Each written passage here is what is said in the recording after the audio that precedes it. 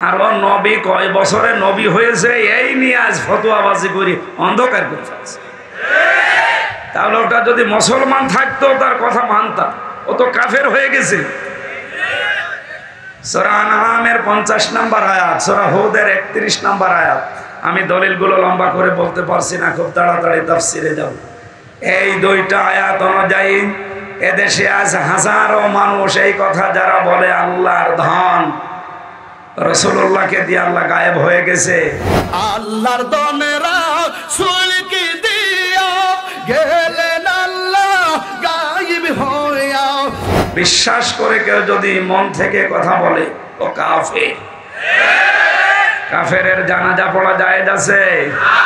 বলেন।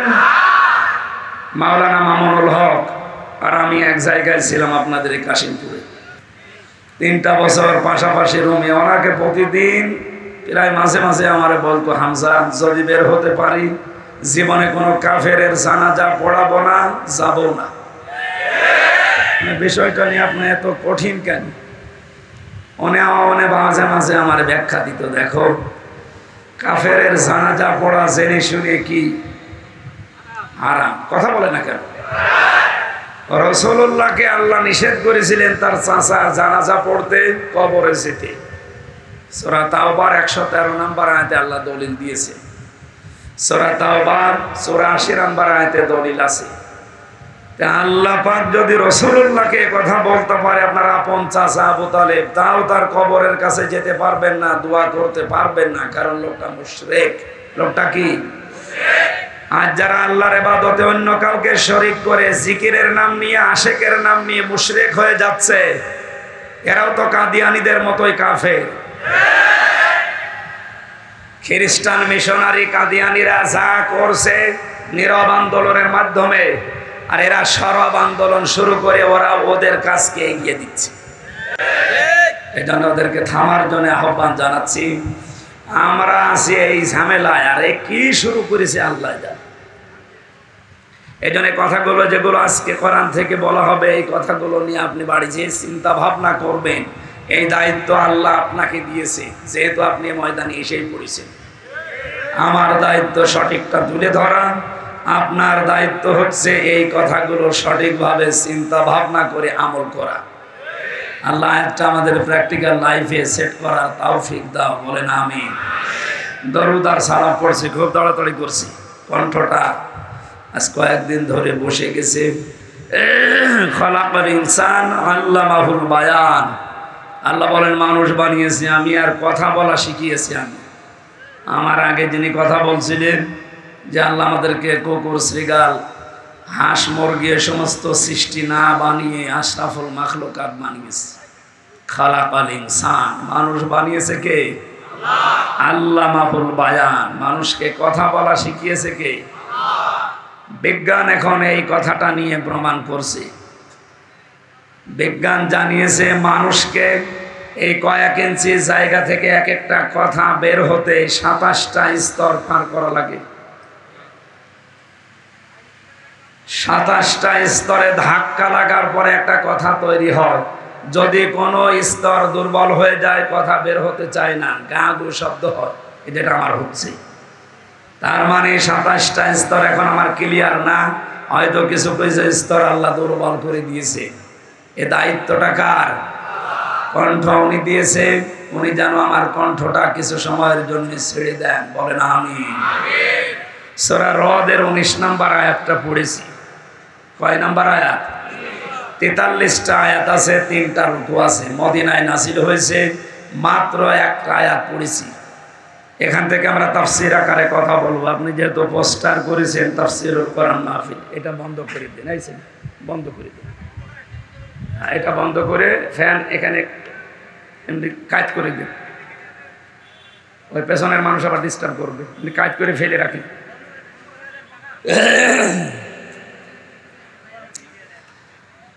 আমার ভাইরা, কোরআনে কারীম থেকে কথা শুনতে হলে আমি এর আগে বহু তাফসীর মাহফিলে বলেছি 5টা বিষয় খেয়াল করা লাগে। কয়টা? এটা যেহেতু ওয়াজ মাহফিল না, ইসালে সওয়াব না, মিলাদ মাহফিল না, ওরস শরীফ না, নওরস শরীফ না, খসরস শরীফ না, এটা তাফসীর মাহফিল। আর তাফসির করেন সরাসরি রাসূলুল্লাহ। রাসূলুল্লাহ এখন নেই, ওই দায়িত্ব এখন রাসূলের ওয়ারিসদের। সুতরাং এই মেম্বারটা অনেক দামি জায়গা, এটা বড় আমানত। এই আমানতটা যদিও আজ অনেকে উল্টাপাল্টা করে নাচানাচি করে নষ্ট করে ফেলেছে, আমরা এটা নষ্ট হতে দিতে চাই না। যতটুকু পারি হক আদায় করে এখান থেকে কথাগুলো ডেলিভারি দিতে চাই ইনশাআল্লাহ। কণ্ঠটা আল্লাহ তোমার কাছে আমি ভিক্ষা চাচ্ছি, একটু ছেড়ে দাও, জবান খুলে পড়েন। আউযু বিল্লাহি মিনাশ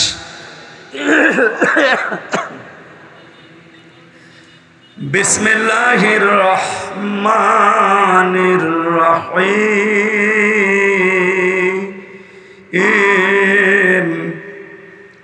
আফামান ইয়ালামু আন্নামা উনজিলা ইলাইকা মির রাব্বিকাল হক কামান হুয়া আ'মা ইন্নামা ইয়াতাযাক্কারু উলুল আলবাব।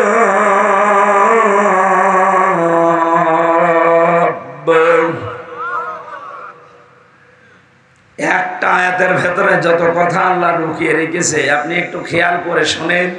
এই আয়াতে আপনাকে আজকে জান্নাতের পথ দেখিয়ে দিতে সক্ষম ইনশাআল্লাহ।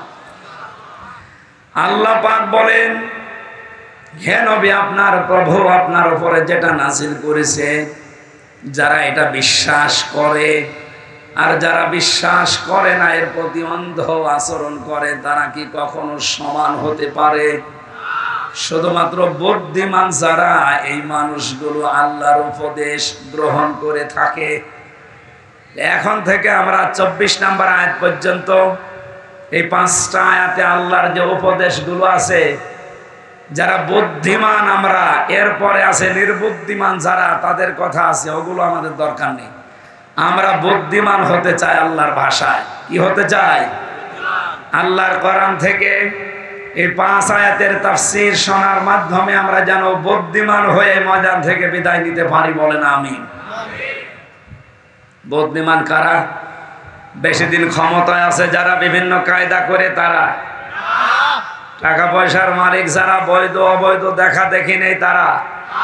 বলেন, এরা তো বুদ্ধিমান নয়। এদের জন্য ভয়ঙ্কর কথা কোরআনে কারিমের সূরা মারিজের 19 নম্বর আয়াতে আল্লাহ দিয়েছে। আল্লাহ রাব্বুল আলামিন বলেন, কাল্লা ইন্নাহা লাযা, কখনোই না, অবশ্যই তাকে আমি লাযা নামক জাহান্নামের দরজা দিয়ে প্রবেশ করাবো।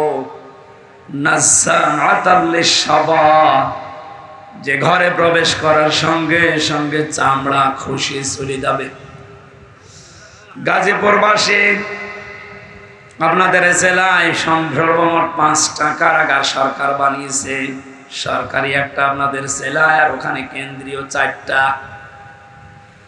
এখানে শাস্তির ব্যবস্থা আছে বিভিন্ন অপরাধের জন্য। ভেতরে আমরা দেখেছি এমন কোন ঘর আমি পাইনি এই 4টা কারাগারে যেখানে গেলেই মানুষের চামড়া খসে যায়, না নেই।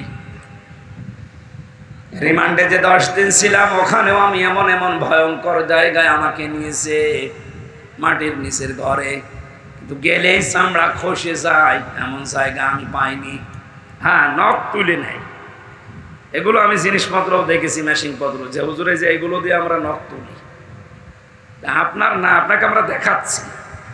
এগুলো তুলি তাদের যারা অস্ত্র মামলায় ধরা পড়ে, যারা মার্ডার মামলায়, তাদের আমরা এগুলো তুলে নিই।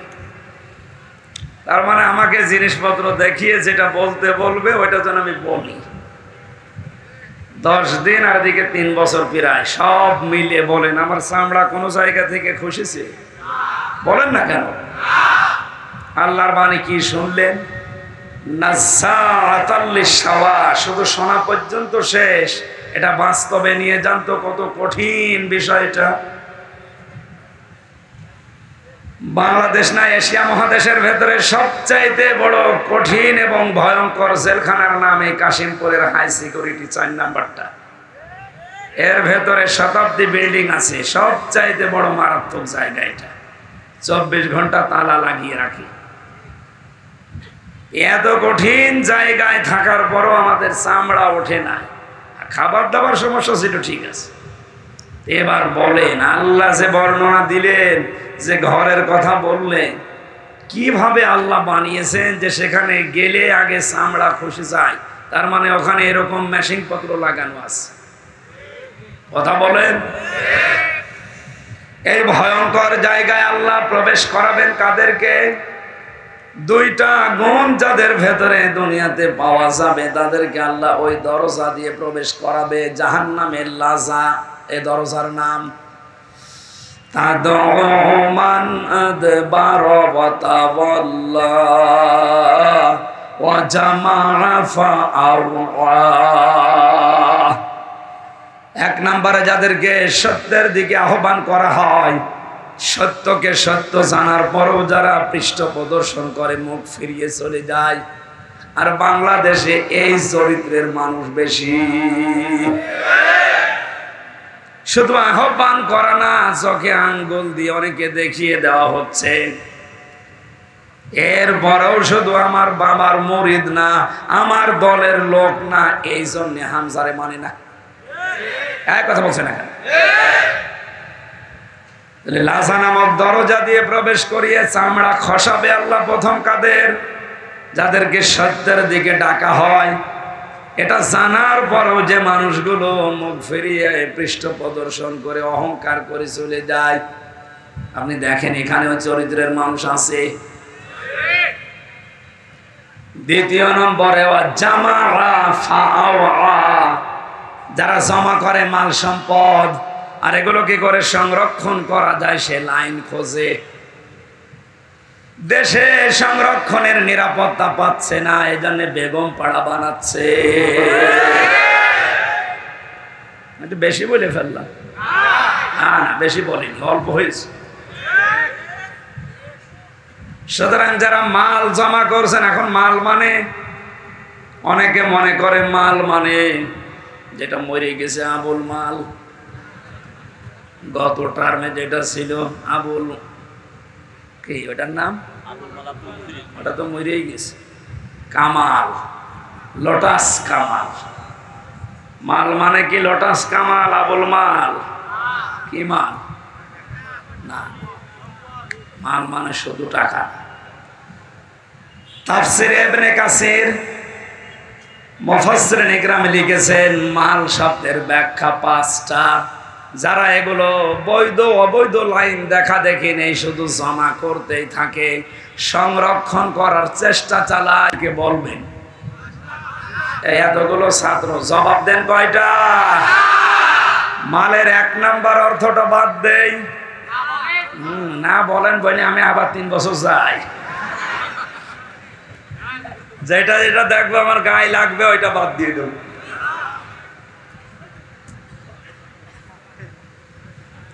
মালের প্রথম অর্থই হচ্ছে এই চেয়ার। এই চেয়ার না, ক্ষমতার চেয়ার। কারণ এই চেয়ারের তো কোনো ক্ষমতা নেই। 1834 জনের চেয়ারের ক্ষমতা আছে। চেয়ার মানে যে এই চেয়ার নাকি? এই চেয়ারের কোনো ক্ষমতা আছে? তারপরে উনি সাবেক তো নেই, বর্তমান হলেও কাউন্সিলের মতো হইত, সাবেক হয়ে গেছে। বাস্তবতা কি? চেয়ার মানে বাংলাদেশে 1734টা চেয়ার, মেন চেয়ার। প্রধানমন্ত্রী শেখ হাসিনা থেকে শুরু করে এই এলাকার উপজেলা চেয়ারম্যান পর্যন্ত যারা আছে, এই 1734টা চেয়ার, এগুলো মাল। এগুলো কি? এগুলো যারা সংরক্ষণ করা, জমা করা, আর কি করে স্থায়ী করা যায় এই চিন্তা ভাবনায় আছে। আমি মনে হয় বেশি ভেতরে চলে যাচ্ছি, একটু উপর দিয়ে যাই। এমনি ঝামেলায় আছে, আরো নিচে দিয়ে যেতে বলছে। দ্বিতীয় নম্বরে মাল মানে প্রভাব প্রতিপত্তি। 3 নম্বরে মাল মানে টাকা পয়সা, অর্থ সম্পদ। 4 নম্বরে মাল মানে অস্ত্র শস্ত্র। 5 নম্বরে মাল মানে নেককার স্ত্রী। কয়টা জিনিস বললাম? ব্যাখ্যা করতে গেলে আপনারা উল্টা দিকে নিয়ে যাবেন। এমনি আমি যা বলি ওটা খালি উল্টা বোঝে মানুষ। আমার যে মামলা দিয়েছিল ওটা নাকি জেলখানা এখনো আছে। এই গত হাজিরায় ওরে নিয়ে এসেছিল। ওরে এর আগে একবার দেখেছিলাম জেলের ভেতরে, আর এই হাজিরার দিন দেখলাম। আমি মনে করলাম জিজ্ঞাসা করে যে তুমি জেলখানার ভেতরে তো এমনি না, কোথায় এসে সিরাজগঞ্জ থেকে এটা ভাঙা কাঁচি নিয়ে এসেছে সংসদ ভাঙবে। সংসদ কাঁচি দিয়ে ভাঙা যায়? বম মারলে ওড়ে না, আরো কাঁচি নিয়ে এসেছে পাগল সে সিরাজগঞ্জ থেকে। পুলিশে ধরেছে, বলছে আমির হামজার ওয়াজ শুনে আমি উদ্বুদ্ধ হয়েছি, এই জন্য আমি এই ভাই ওইসব দরকার নেই, আমি যা বলি আপনারা উল্টো বোঝেন এই পাগলের মতো। আমি শুধু তা মানে একেবারে কারোর শরীরে যেন না লাগে এরকম তাফসীর করে যাচ্ছি। তাহলে জমা করবে যারা, এই মালের যে 5টা অর্থ বললাম এগুলো যারা জমা করে, আর এগুলো কি করে সংরক্ষণ করা যায়, স্থায়ী করা যায়, এই চিন্তা ভাবনায় নিয়োজিত থাকে, এদেরকে আল্লাহ এমন ঘরে প্রবেশ করাবে যেখানে ঢুকলে আগে চামড়া খসে যাবে। আল্লাহ তুমি আমাদেরকে এখান থেকে বাঁচাও, বলেন আমিন। কোরআনে কারিমের সূরা রদের এই জায়গায় আল্লাহ জানিলেন, হে নবী, আমি আপনার প্রতি যে কোরআন নাযিল করলাম, যারা এটাকে বিশ্বাস করবে দুনিয়ায়, আর যারা এর প্রতি অবিশ্বাসী, যারা এর প্রতি অন্ধ আচরণ করে, এরা কখনোই সমান না। বুদ্ধিমান লোকেরাই কেবলমাত্র আমি আল্লাহর উপদেশ গ্রহণ করে থাকে। আল্লাহর উপদেশ তাদের জন্য কাজেও লাগবে। আল্লাহ পাক বলেন, ফাযাক্কির বিল কুরআনি মান ইয়াখাফু ওয়াঈদ। So admonish and or by the Holy Quran him who face my threat. হে নবী, কোরআন দিয়ে এই বুদ্ধিমান মানুষগুলোকে সুসংবাদ দেন, সতর্ক করেন যে মানুষগুলোর ভেতরে আল্লাহর ধমকের ভয় আছে। আমরা যত বড় শরীরের অধিকার হই, যতদিন ক্ষমতায় থাকি না কেন, মুসলমান যারা দাবি করছি, অবশ্যই আমাদের ভেতরে আল্লাহর ধমকের ভয় আছে। এই কথা বলেন। এখানে আমরা যেহেতু বুদ্ধিমান, আল্লাহর ধমককে আমরা ভয় করি, তার উপদেশ আমাদের কাছে আসবে। আল্লাহ এবার উপদেশ আরম্ভ করছেন। আল্লাহ রাব্বুল আলামিন বলেন, বুদ্ধিমান বিবেক সম্পন্ন মানুষ কারা জানো? যাদের ভেতরে এই গুণগুলো দুনিয়াতে দেখতে পাবে, তারা এই দুনিয়ায় আমি আল্লাহর ভাষায় বুদ্ধিমান। আল্লাযীনা ইউফুনা বিআহদিল্লাহ ওয়া লা ইয়ানকুদুনাল মিসাক। দুইটা কথা পেলাম এই আয়াতে, আপনি নিজের সাথে সব সময় মিলাবেন।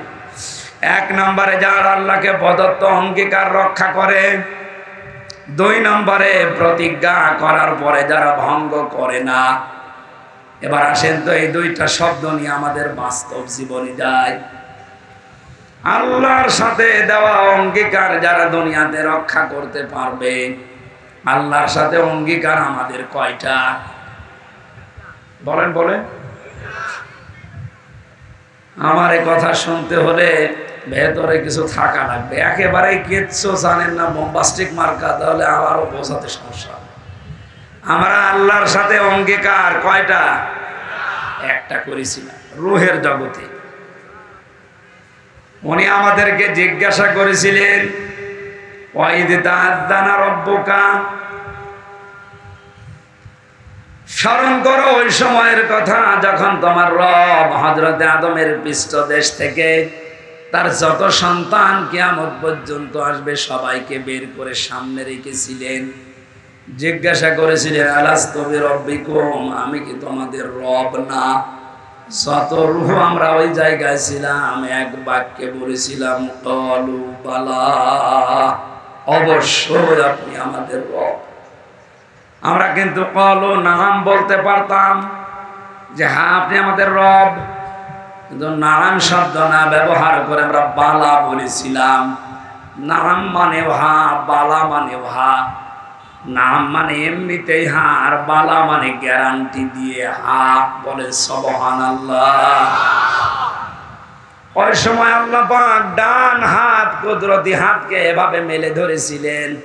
এর ভেতরে যত রূহ দেখা গেছে আদমের সন্তানদের, নবীজিকে আল্লাহ হযরতে আদমকে শুনিয়েছেন, আদম এগুলো তোমার সব জান্নাতি সন্তান।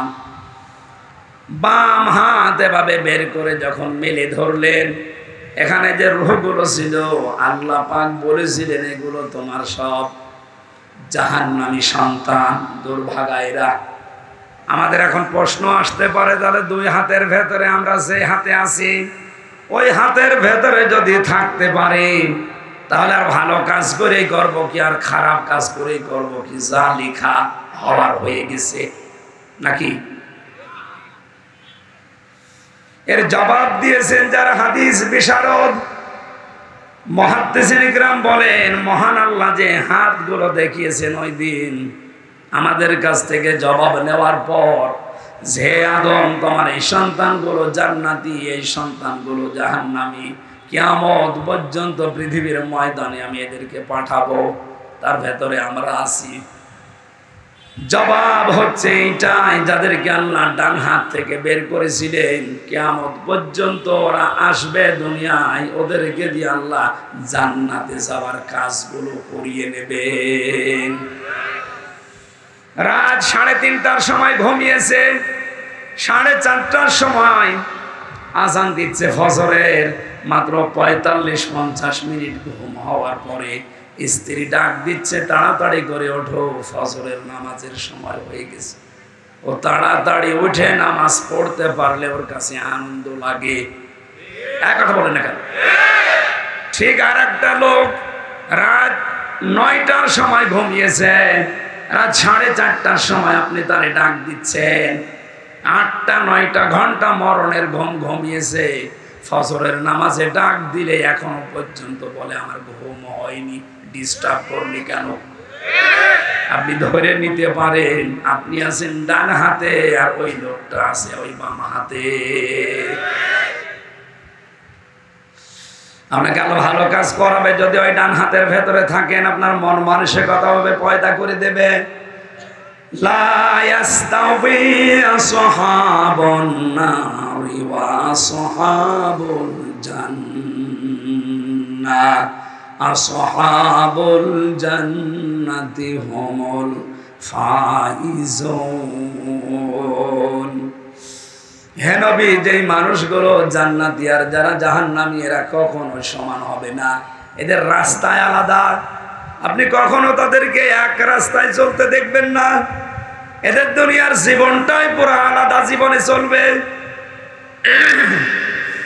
আজকে আসার সময় ফ্যান্টাসি কিংডম দেখাচ্ছিল এখানকার একজন, আর আমারে বলছে এখানে এমন কোনো কাজ নেই যেটা বৈধভাবে হয় না। ওখানে কাজ তো সব বৈধভাবে হচ্ছে নাকি?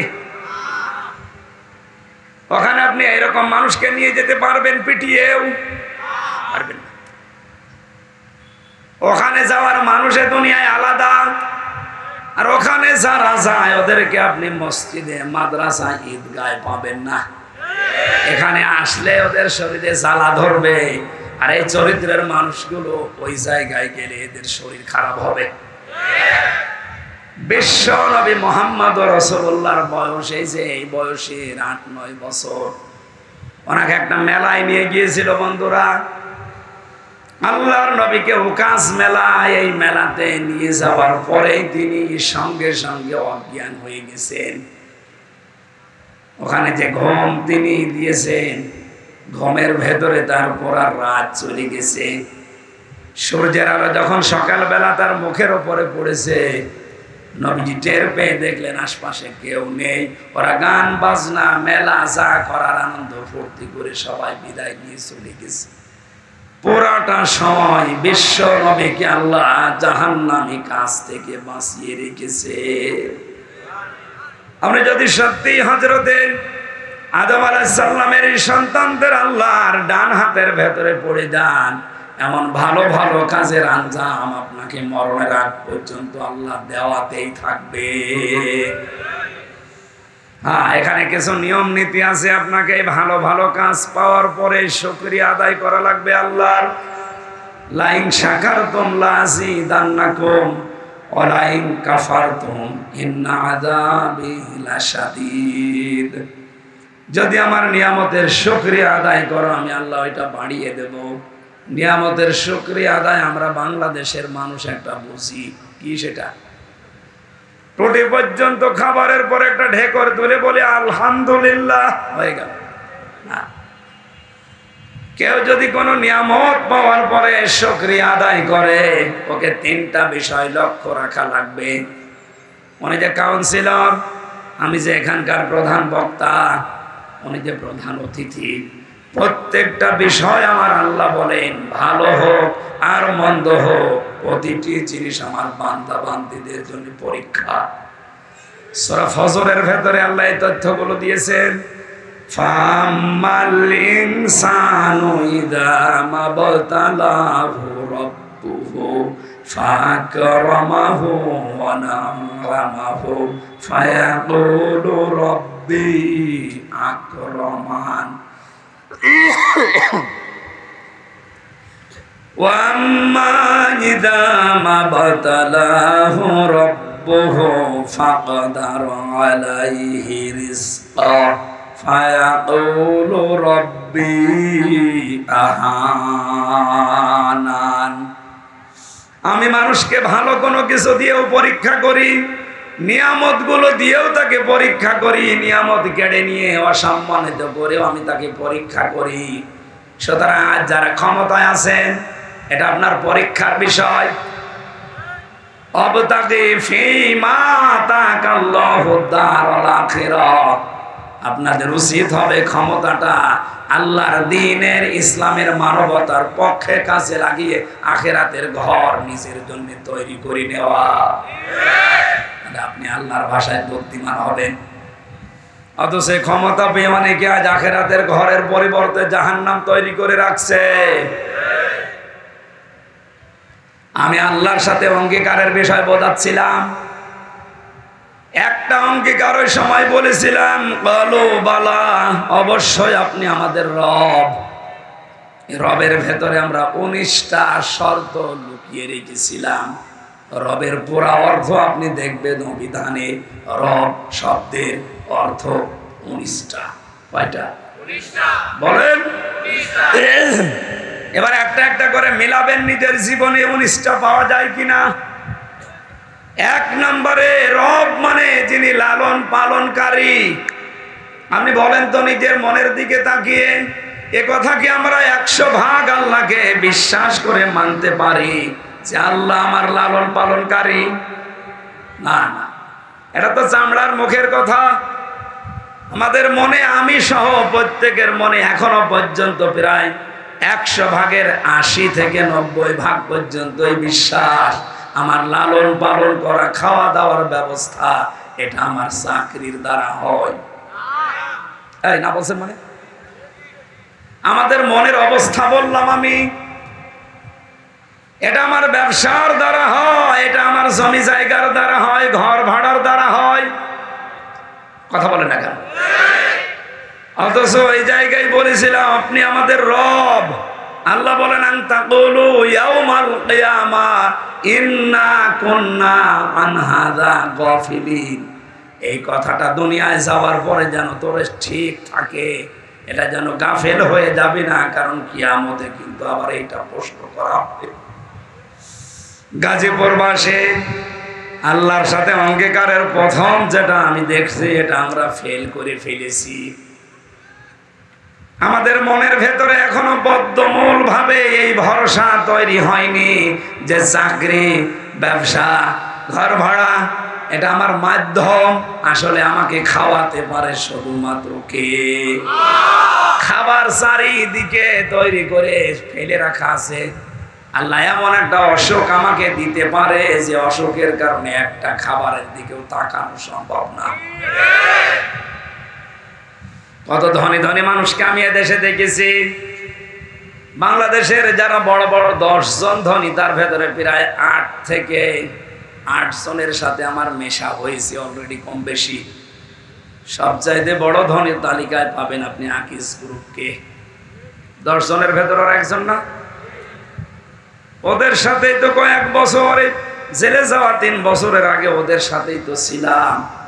বাস্তবে দেখেছি ওদের যে টাকা পয়সা অর্থ সম্পদ, এদেশের সরকার তাদেরকে এদেশে জমি কিনতে নিষেধ করে দিয়েছে যে তোরা যদি আর জমি কেনা আরম্ভ করিস এদেশের অনেকের ঘর থাকবে না। একদিন আগে ওনার একটা ছেলে জেলে যাওয়ার আগে মারা গিয়েছিল, শেখ আব্দুল মমিন। এ লোকটা চামড়ার ব্যবসায়ী, জুতা তৈরি করে, চামড়ার ব্যাগ তৈরি করে, বিভিন্ন ব্যবসা আছে ওনার। এত মেধা নিয়ে চলতো লোকটা, খুব বড় লম্বা চওড়া না, একটু বাঁকালো, কালো দেখতে, চেহারা ভালো না। কি আল্লাহ এমন দিয়েছে, কোরিয়া থেকে লেখাপড়া করে এসে ওইটা কাজে লাগিয়ে বাংলাদেশের শীর্ষ ধনীদের ভেতরে একজন। খাবার খেতে পারতো না। বাংলাদেশের সবচাইতে বড় তাফসির মাহফিল দিত ওনার বাবার নামে, আকিজ ফাউন্ডেশন খুলনা। 40-50 লক্ষ টাকা খরচ করে দিত। উদ্দেশ্য ওনার বাবা যেন কবরে শান্তি পায়। যারা আলোচক হয়েছে তো ওখানে আমি সহ, মৌলানা মিজানুর রহমান আজহারি, মৌলানা তারেক মনোয়ার ভাই সহ যারাই গিয়েছি, এই সিরাজগঞ্জের এখান থেকে মাছ কিনে নিয়ে যেত, টাটকা মাছ, আলেমদের খাওয়াবে, নিজে খেতে পারতো না। এই চাতে গলা উঠবে না ভাই।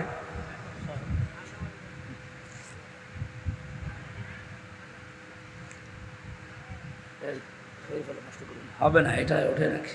ডাক্তারে আমারে বলে আপনি 10 দিন কথা বলবেন না। তো ডাক্তারের কথা শুনতে গেলে আজকে এখানে আসা হইতো? আর এখানে না আসলে আপনারা তো দোয়া করতেন নাকি?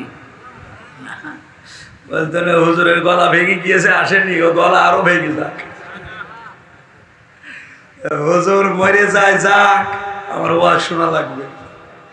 যে গরু দিয়ে চাষ করে খাবেন, গরু যদি মরে যায় চাষ করবেন কি? অন্তত আমি একটু টিকে থাকি। আসলে আপনারা তো খাবার দাবার ভালো দেননি। বলেন কই, আমরা তো দিতাম না। বাইরের খাবার ওখানে ঢোকা নিষেধ। গাজীপুর কাশেমপুরের হাই সিকিউরিটি জেল, এটা আলাদা। এখানে বাইরের খাবার ঢুকতে দেয় না। ভেতরে আপনি যা পাবেন তা। বলেন কেন, ভালো খাবার রান্না হয়? হ্যাঁ হয়, ভালো খাবার রান্না হয়, শুধু ওই তেলাপিয়া মাছ আর পাঙ্গাস। কাল খাস বলে রেখে দেয়। জীবনে কোনোদিন পাঙ্গাস খেয়েছি কিনা মনে নেই, কিন্তু 3 বছরে ওইটা ছাড়া আর কিছু পাইনি।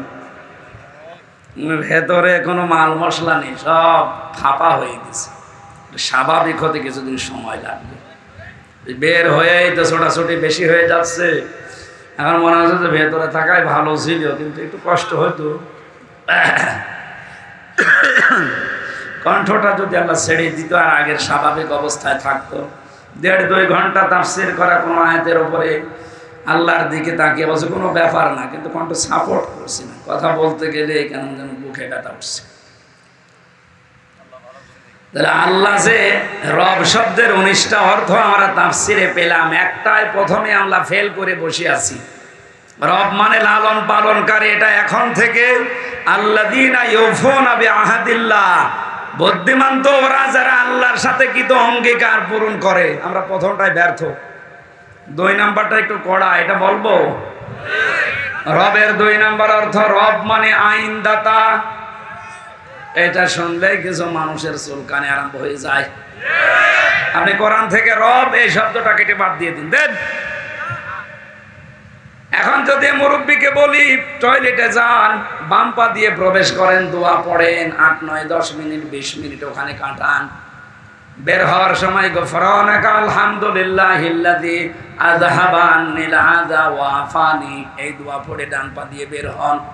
এসে গেলেন, বসলেন, বের হলেন, 8, 10 মিনিট 20 মিনিট আধা ঘন্টাও যদি ওখানে থাকেন, পুরাটাই ইবাদত। কথা বলেন বলেন বলেন, পুরাটা কি? কারণ এই তরিকাটা রাসূলের। তরিকাটা কার? আল্লাহর নির্দেশ, রাসূলের তরিকায় 8-10 মিনিট আধা ঘন্টা মেনে নিলে যদি আপনার এই টয়লেট ইবাদত হয়ে যায়, তাহলে 10 বছর নবী কোরআনে কারিম দিয়ে এই পৃথিবী চালিয়েছিলেন। এটা আপনার কাছে রাজনীতি মনে হয়, আপনি কি মানুষ না জানোয়ার? আল্লাহর কসম আপনি ধরা খাবেন আজকে। যদিও এদিক ওদিকে কেটে কেটে চলে যাচ্ছেন, আপনি পারবেন না। টয়লেটটা বললে আপনার কাছে আনন্দ লাগে, আপনি আরো বলেন খুব ভালো লাগছে। ওরা তো 10 মিনিট 20 মিনিটের ব্যাপার। আর 10টা বছর নবী কোরআন দিয়ে রাষ্ট্র চালিয়ে বললেন খায়রুল কুরুনি করনি, আমার যুগ শ্রেষ্ঠ যুগ। এই কথাটা বলতে গেলে আপনার কাছে রাজনীতি মনে হয়, আপনি আর মানুষের ভেতরে নেই।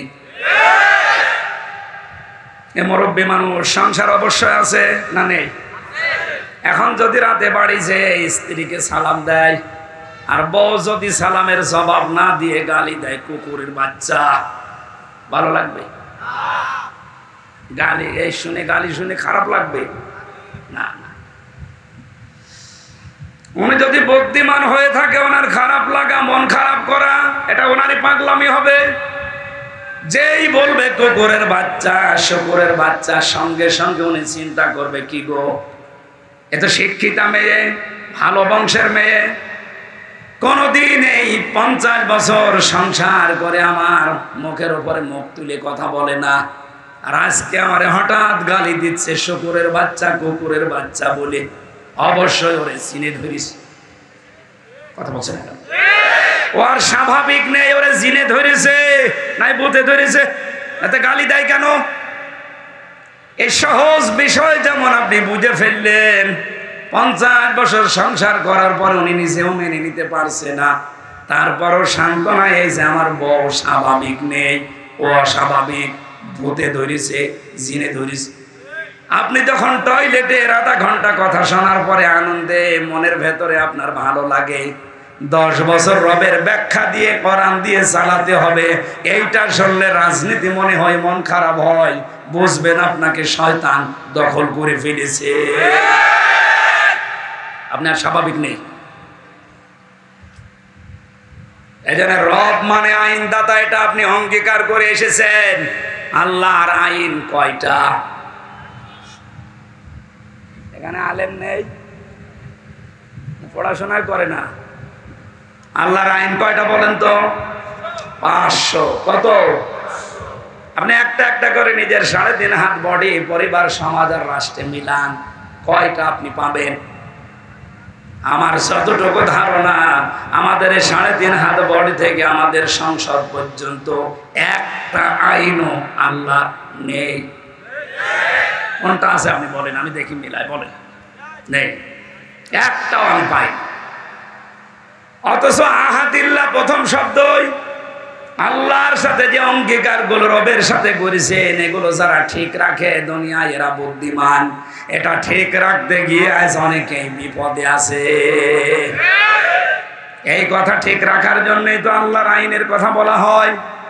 আল্লাহ লালন পালন করি, এই বিশ্বাসটা জন্ম দেওয়া হয় যে দুনিয়ার সব কিছু থেকে মুখ ফিরিয়ে আল্লাহ লালন পালন করতে পারে, বিশ্বাস তৈরি করেন। রবের 3 নাম্বার অর্থ, রব মানে যিনি চাওয়ার আগে জিনিস দিতে পারেন। মায়ের পেটের ভেতরে বাবার স্ফুলিঙ্গ দিয়ে দ্রুত গতিতে যে পানিটা বের হয়ে যায়, বিজ্ঞান জানিয়েছে এটা মায়ের রেহেম পর্যন্ত যেতে যতগুলো ধাক্কা লাগে, 40,000 মানুষ 1 ফোঁটা বীর্য দিয়ে তৈরি হওয়া সম্ভব। কিন্তু জরায়ের দেওয়ালের সাথে ধাক্কা লেগে ওই পর্যন্ত যে রেহেম পর্যন্ত পৌঁছাতে পারে না, অনেকে পথের ভেতরেই মারা যায়, পড়ে যায়। ওখানে হয়তো শুধু হামজা গেছে আর হামজার ওই বোনটা গেছে, বাকি আর কেউ যেতে পারে নাই।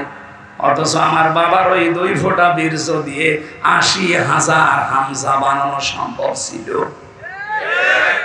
আমাকে আল্লাহ ওখানে নিয়ে যাওয়ার পরে 40 পাল্টাতে থাকেন। 6 মাস বয়স হয়ে যাওয়ার পরে আমার খাবারের প্রয়োজন দেখা দেয়। বিজ্ঞান জানিয়েছে, একটা গবেষণা করে, ফালিয়ানজুরিল ইনসানু মিম্মা খুলিকা মিম্মা দাফিক ইয়াখরুজু মিন বাইনিস সুলবি ওয়াত তারাইব। এই যে সলবন, এটা 1 বছর, তারাইব বহু বচন, সুলবুন বলা হয় ছেলেদের লজ্জাস্থান, আর তারাইব বলা হয় মেয়েদের লজ্জাস্থান। ছেলেদের ক্ষেত্রে আল্লাহ এক বচন দিলেন, মেয়েদের ক্ষেত্রে আল্লাহ বহু বচন দিয়েছেন। আমার প্রশ্ন এটা, সন্তান জন্ম দিতে বাবার কোনো ভূমিকা নেই? আমার মনে হয় আলোচনা।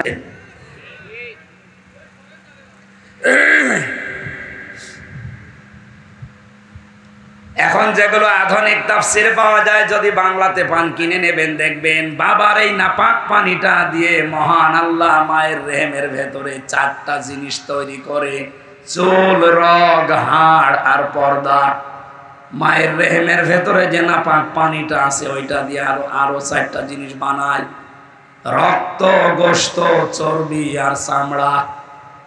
8টা জিনিস যখন এক হয়, তখন মহান আল্লাহ বলেন, আমার রব নামের কারণে আমি আল্লাহ তোরে দয়া করে 5টা জিনিস দান করি।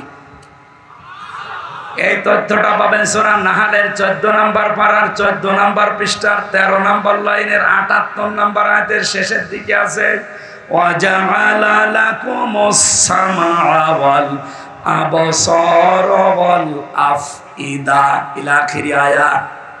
আল্লাহ পাক বলেন, শ্রবণ শক্তি, দর্শন শক্তি, বাক শক্তি, আকেল শক্তি আর ঘ্রাণ শক্তি, এই 5টা আমার রব নামের খাতিরে করে দান করি। ও গাজীপুরবাসী, একটাও যদি আল্লাহ কম দিতেন, আপনি আসতেন দুনিয়ায় কিন্তু অপূর্ণাঙ্গ হয়ে। কথা বলেন না কেন? এই যে বাক শক্তি আল্লাহ আমার একটু দুর্বল করে দিয়েছে, এখন আমি টের পাচ্ছি যে কথা না বলতে পারলে কি হয়। আজ কত মানুষ দেখা করতে এসেছিল, কিন্তু কথা তো বলতে পারছি না, কথা বললেই গলা বসে যাবে এই ভয়ে এরে দিয়ে কথা বলিয়েছি, যে যা বলবেন এর কাছে বলেন। শুধু সালাম দিয়ে মাথা নাড়িয়েছি, ভাই আমার অসুবিধা হচ্ছে না, কারণ দিনের বেলায় যদি আপনার সাথে ভক ভক করি তো রাতে 1 ঘন্টা কথাই বলতে পারবো না। বারবার আমার আল্লাহর ওই বাক শক্তির কথা মনে হচ্ছিল, মাবুদ তুমি দয়া করে এটা যদি এখন কেড়ে নিতে, সারা বাংলাদেশের মালিক হওয়ার পরও আমি অসহায়। রমজানে সৌদি আরবে ছিলাম, মদিনাতে একটা ভিডিও দেখছিলাম, ওখানে বিচারক যিনি মাত্র 11 বছর বয়সের একটা ছেলেকে ডাক দিচ্ছে, অন্ধ ছেলেটা, ওরা কোরআন শরীফ সিনার ভেতরে এত সুন্দর তেলাওয়াত করলো। বিচারক বলছে, বাবা তোমার যে চোখ নেই, তোমার কি আল্লাহর প্রতি কোনো অভিযোগ নেই? ছেলেটা চোখের পানি ফেলে দিয়ে বলছে, বিচারক আমার আল্লাহর প্রতি কোনো অভিযোগ তো নেই, আমি আরো বেশি সন্তুষ্ট। বিচারক বলছে, কি তোমার চোখ নেই, তুমি দেখতে পারো না এই বয়সে? ওরা কোরআন মুখস্থ করে ফেলেছো, আর আল্লাহর প্রতি তোমার কোনো অভিযোগ নেই? কেন কেন অভিযোগ নেই বলো তো? ছেলেটা যে কথা বললো ওটা শুনে আমিও কেঁদে ফেলেছি। ছেলেটা ডাক দিয়ে বলছে, বিচারক আমি কিন্তু কোরআনে কারিমের শুধু হাফেজ না, পুরাটা আমার মাতৃভাষায় আয়ত্ত করা আছে।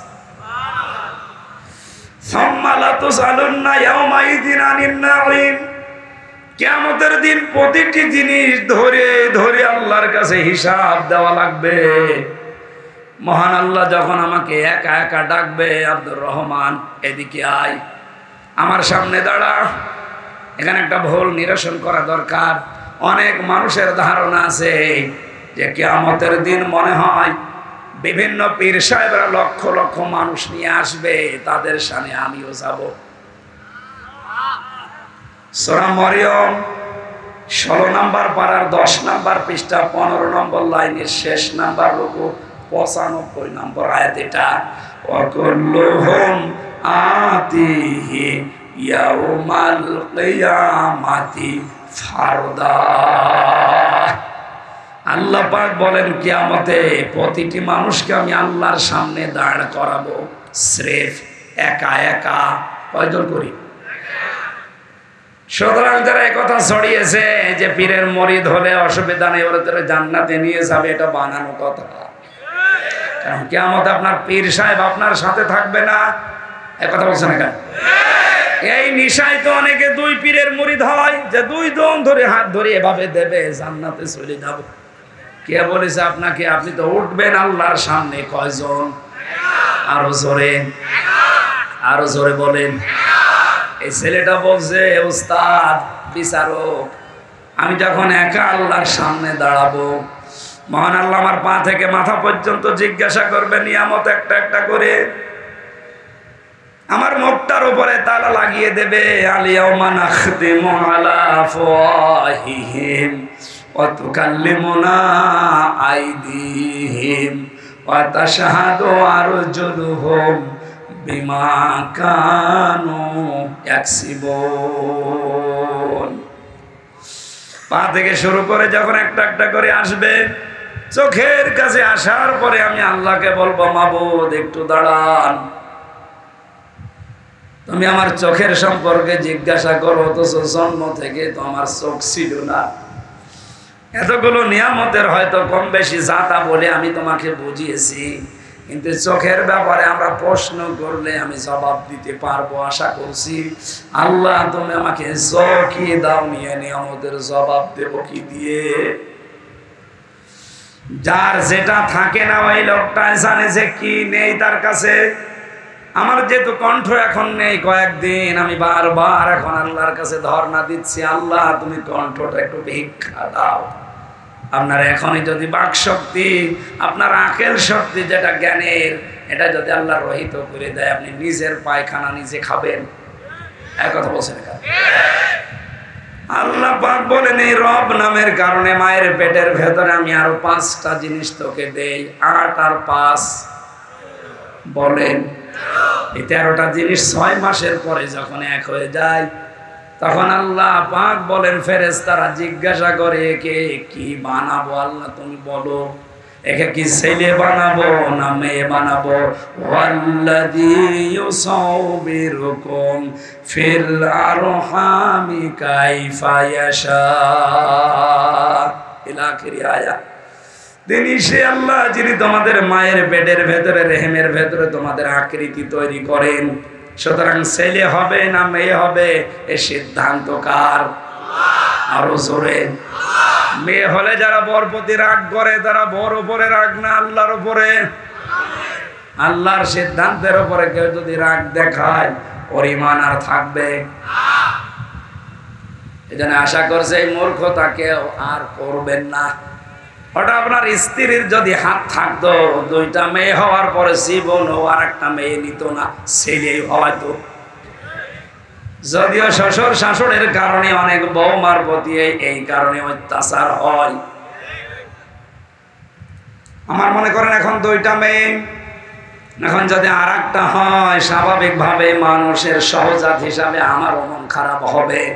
কিন্তু না, এই মন খারাপ হওয়া থেকে আমি যদি 100 ভাগ মুক্ত হতে না পারি, আমার ইমানের ভেতরও ভেজাল আছে। কারণ এ দায়িত্ব তো আমার বোর না, এ দায়িত্ব আমারও না, এ দায়িত্ব কার?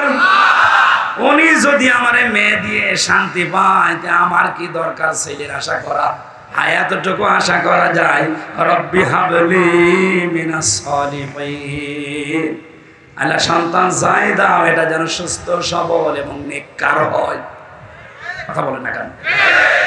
আজকে যাদের সন্তান খারাপ হয়ে যাচ্ছে, আমি সহ আজকে থেকে, আগে আমি করেছি, এখনো করছি, প্রতিদিন অন্তত এই আয়াতটা একবার হলেও পড়বেন। সূরা ফুরকান, ওয়াল্লাযীনা ইয়াকুলুনা রব্বানা হাব লানা মিন আজওয়াজিনা ওয়া যুররিয়াতিনা কুররাতা আ'য়ুনিন ওয়াজআলনা লিল মুত্তাকিনা ইমামা। বিয়ে যারা করেননি এবং যারা করবেন, যাদের সন্তানাদি হচ্ছে হবে, এই আয়াতটার ভেতরে আল্লাহ গুরুত্বপূর্ণ 3টা জিনিস লুকিয়ে রেখেছেন। আল্লাহর কাছে মন থেকে মানুষ কথা বলে, আল্লাহ তুমি আমাকে বউ দাও। কি দাও? শুধু বউ না, আমাকে সন্তান দাও। আমার বউটা, আমার সন্তানটা যেমন এমন আচরণ করে, এমন চরিত্রের হয়, যাদের দেখলে আমার চোখ জুড়িয়ে যায়, তুমি আমাদেরকে ইমাম মুত্তাকি মানুষদের নেতা, ইমাম উত্তরাধিকারী বানিয়ে দাও। সরে বলেন আমিন। এই দোয়াটা যদি আমরা এখনো পর্যন্ত আমল আরম্ভ করি, সাহাবায়ে কেরামের জীবন থেকে এটা প্রতিষ্ঠিত, প্রমাণিত। আপনার সন্তান আমরা গ্যারান্টি দিতে পারি কোনোদিন মদ খেয়ে, বাবা খেয়ে আপনার সামনে আসবে না। আজকে থেকে আমি সহ যারা আসে দোয়াটা পড়া প্রতিদিন একবার হলেও পড়া যাবে না? আল্লাহ আমাদেরকে আমল করার তৌফিক দাও। রবের যে 3 নাম্বার অর্থ, এটা আমাদের জীবনে মিলছে না। কোন জিনিস চাওয়ার আগেই যখন উনি দান করেন, খাবারের প্রয়োজন দেখা দেওয়ার পরে কোন ডাক্তার, ইঞ্জিনিয়ার, মা বাবা খাবার পৌঁছিয়ে দেয়নি। আল্লাহ পাক বলেন, তোর মায়ের মাসিক অসুখ বন্ধ করে ওই খাবারটা তোরে খাওয়িয়েছি আমি। মুখ দিয়ে না খাওয়িয়ে আমি খাওয়িয়েছি তোর নাভি দিয়ে। মুখটা পবিত্র রেখেছি এই কারণে যেন মুখ দিয়ে বাবা খাওয়া না হয়, ডাল খাওয়া না হয়, মানুষের সম্পদ আত্মসাৎ করে খাওয়া না হয়। এই কথাগুলো পবিত্র জীবন তৈরি করার জন্য আমি মুখ দিয়ে নাপাক রক্তটা না দিয়ে নাভি দিয়ে দিলাম। কিন্তু যখন দেখি আমার এই বান্দায় এই মুখ দিয়ে নাপাক জিনিসগুলো প্রবেশ করায়, তখন আমি আল্লাহর আফসোস, আমার ফেরেশতারা আমারে প্রশ্ন করে। বিশ্বনবী মুহাম্মদ রাসূলুল্লাহকে যখন তার দুধমা হালিমা, এটা সিরাত ইবনে হিশামে পাবেন, উনি কোলে তুলে নেওয়ার পরে ডান স্তন দিয়েছিলেন, উনি পান করলেন, বাম স্তন দিলেন, উনি মুখ বের করে নিলেন। হযরতে হালিমা 3 বার মুখ লাগিয়েছে, নবীজি 3 বারই মুখ বের করে নিয়েছিলেন। চোখের ইশারা দিয়ে যেন বোঝাতে চাই, মা হালিমা জোর করেন কেন? ডান স্তন এটা আমার অধিকার ছিল, আমি পান করেছি। বাম স্তন এটা আমার অধিকার না, এটা আমার দুধ ভাই আছে। আমি জানি আপনার আরেকটা ছেলে আছে, তার নাম আব্দুল্লাহ, এটা তো তার হক। আমি দুনিয়াতে ভাইয়ের হক নষ্ট করার জন্য আসি না, এসেছি ভাইয়ের হক ফিরিয়ে দেওয়ার জন্য। যে নবী মায়ের কোলে বসে ভাইয়ের হক ফিরিয়ে দেয়, সেই নবীর উম্মতেরা আজ ভাইয়ের জমি জাল দলিল করে কাশিমপুরে জেল খাটতেছে। মানুষের জমি জাল দলিল করে ফাঁকি দেওয়া মানুষের ছেলে নেই? কথা বলেন না কেন? আমি ছিলাম প্রথমে 2 তলায়, আর জহির আর্মি নামে এক লোকে এখানে বাড়ি, এই গাজীপুরের পাশে কোথায় বোট বাজার, ওর বাড়ি চাঁদপুরে, এখানে ঘর জমায় থাকে। আমি নাম ধরে বলে দিলাম, ওরে যদি পান আমার কাছে নিয়ে আসবেন। ও বেটা আমার ওই জমার নামাজ যখন পড়াতাম, আমি জমার দিন ও নামাজ পড়তে যেত, আমার পেছনে এই নামাজ পড়েছি 1 বছর। ও বের হয়ে চলে যাওয়ার সময় বলছো, হুজুর আপনার বাড়ির নাম্বার দেন, আমি আপনারা বের করে দেব। বিপদে পড়লে মানুষের দিক দেওয়া ঠিক থাকে না। আমার বাবার আর চাচার নাম্বার দিলাম। ও বের হয়ে কায়দা করে চাচার কাছ থেকে 60,000 টাকা নিয়েছে। আপনার ভাতিজারে আমি বের করে দেব 3 দিনের ভেতরে। আর আমার বাবা মা তো গ্রাম্য মানুষ, তারা জীবনে কোনোদিন ফাঁড়িতেও যায়নি, থানা আর হাইকোর্ট তো দূরের কথা। যেই বলেছে আমি আর্মি, আমি ছিলাম ওনার সাথে, আমি খুব ভালোবাসি হুজুর রে, আপনি শুধু টাকা দেন, দেখেন কি করি। টাকা দিয়েছে আবেগে 55,000 সঙ্গে সঙ্গে দিয়েই দিয়েছে। বলছে 5,000 থাক, আমি মোবাইলে নেব। বললাম 3 দিন না, 3 মাস না, 3 বছর চলে গেল, ওর আর খবর নেই। পরে আমি যোগাযোগ করেছি বাবার সাথে, চাচার সাথে, বলে ও কল দিলেই রাগ করে।